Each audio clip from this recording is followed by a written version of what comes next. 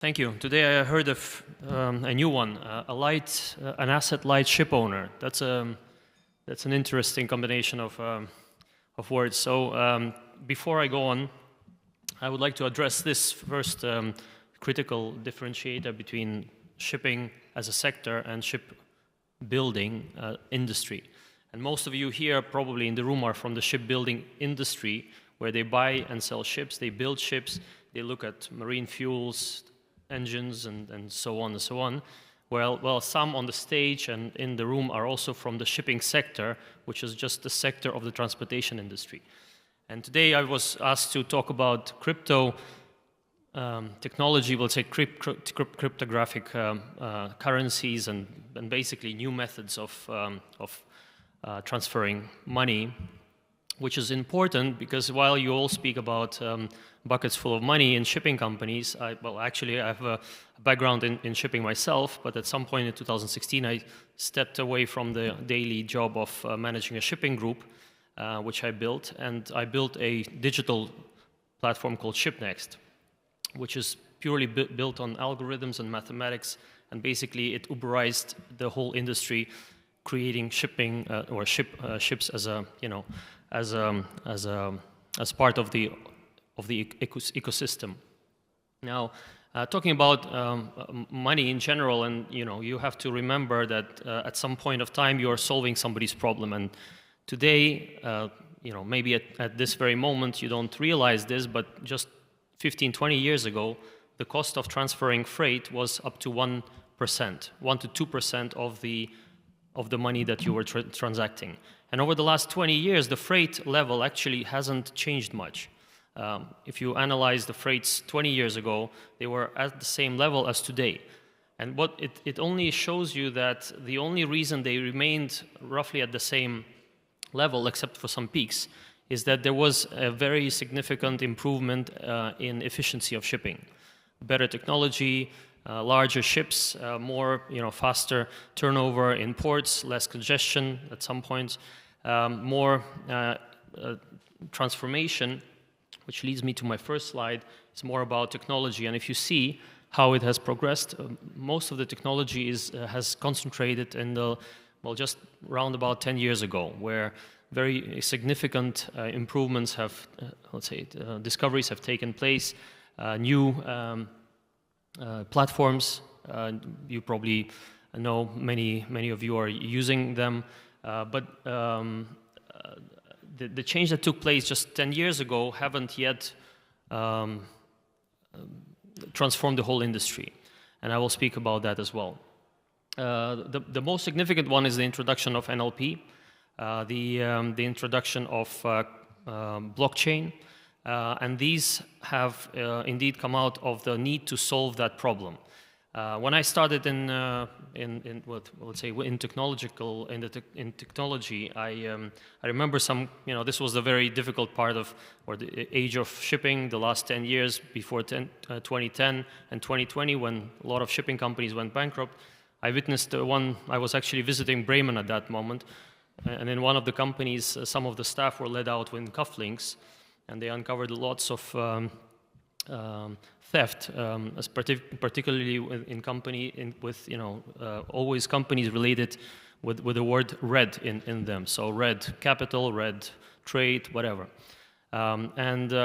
Considering all this fraud that is going on in shipping, because it's all international, it's all moving 24/7, that need to control the asset flow, the currency flow, the money flow, was very important. And this led to companies in shipping interested in the whole transition to a more smarter way of dealing with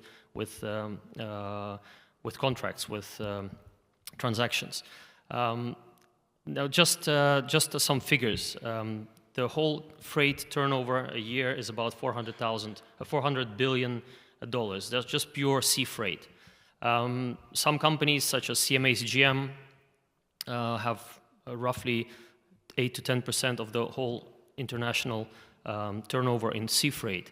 80% of their contracts last year were made online on their platform. No emails anymore, so literally booked online with a contract attached to it.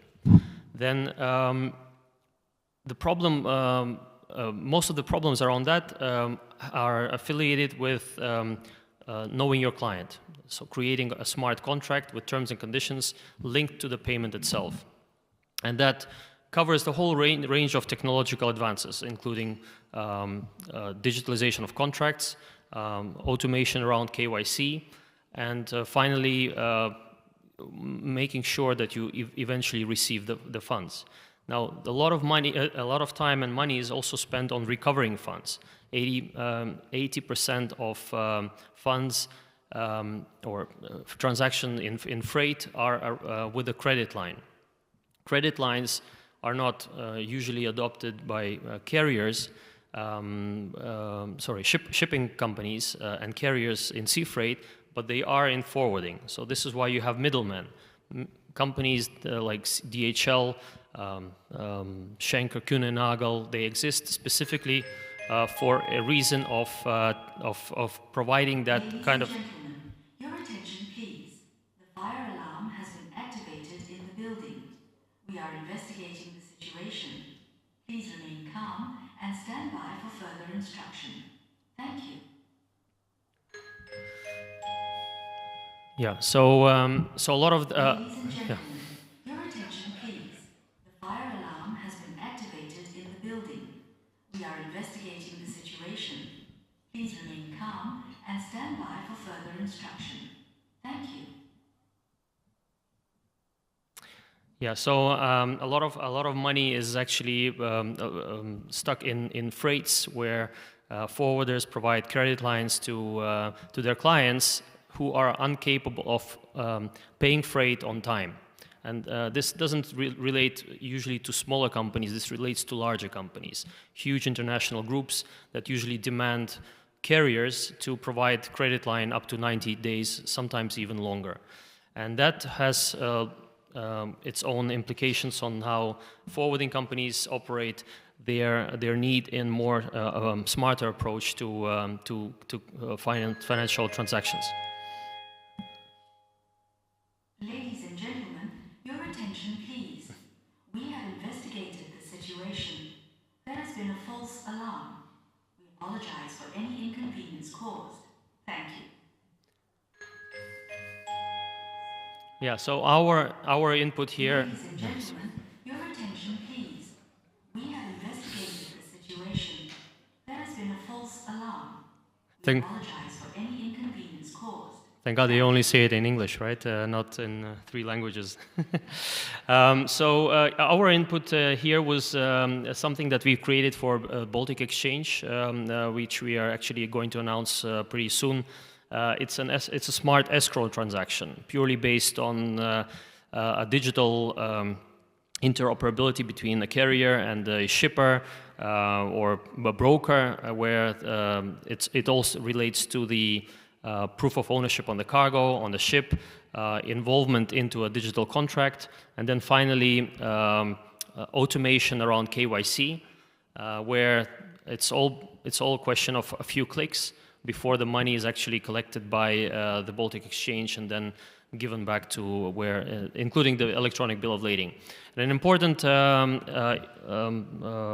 step forward was gained thanks to the innovation around electronic bills of lading. Singapore, Port of Singapore and Port of Rotterdam have come out with an open source technology to digitalize an electronic bill of lading, and that led to further improvements in this process. Now, what's next, right? So I'll keep it short. This is the last slide. Sorry, I think there was... Oh yeah, there was this slide, yeah. So you are looking at different ways of payments, and there are trials in both ship owning, where companies have improvised around tokenizing ships and paying for sale and purchase of ships in cryptocurrencies, which hasn't gone far because actually you're not solving a critical problem. Whenever you have money to buy a ship, that there's not that much of a problem to solve to pay that money for a ship you want to buy. But in traditional transportation industry, the movement of goods, there are so many counterparties, so many contracts, and it moves so quickly that this, let's say, tokenization and the use of modern technology is very important. Now the governments understand this, and you probably heard about traditional currencies being used, US dollars and euro, and I was actually surprised to know that most of the Chinese companies, they use dollars in 100% of cases. Even Costco, as a state-owned company, uses, if not 100, very close to that, percent of all their transactions are made in dollars. While there are still countries where the national currency is used. But cryptocurrency, interestingly, was introduced recently, and it all started with Bitcoin, but then eventually Ethereum. And Ethereum gave way to a notion called smart contract. Now, smart contract is very, very important because it's basically a competition to letter of credit in traditional trade. So a shipper would be able to get money easily for the transportation of goods if it's all backed on the terms or on the basis of a smart contract. That means he's secured that as soon as it's very easy in shipping because usually the freight is deemed earned as soon as cargo touches the hold.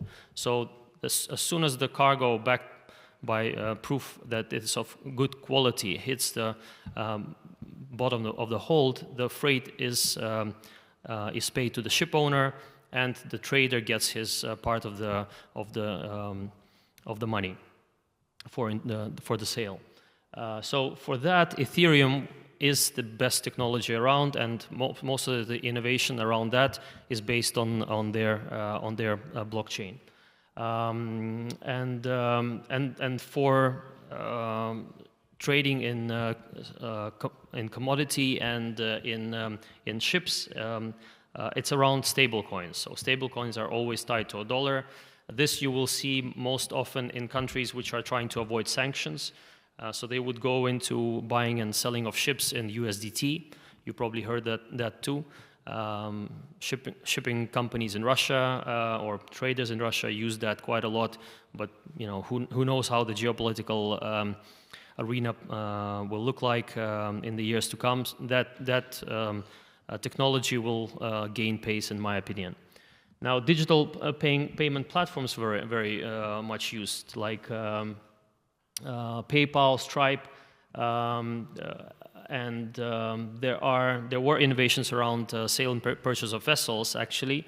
ShipChain, one of them, and there were vessels owned by or sold through crypto tokens and smart contracts, and actually millions burned on building platforms for that particular reason by German companies, European companies as well. And then we come to blockchain-based solutions, and here actually we will soon see a wider use of crypto yen. It's also already being used in China, tested on a daily basis in smaller consumes, and then also e-euro, electronic euro, very actively let's say promoted, and will most probably we'll see it in 2025. According to open source information, but I think it's going to be like slightly later, 2026, when they start testing this. Well, DHL and other carriers have also improvised on that kind of technology in order to simplify and reduce the costs of their transaction. I mean, you still, if you look at a company like CMA-CGM or DHL with billions of yearly transactions, you still have a large substantial amount of money spent on not only KYC process, but also on the bank commissions and different costs of moving money around. So what's next? What are we going to see in the next couple of years? We are going to see more digitalization of contracts, as I've mentioned to you.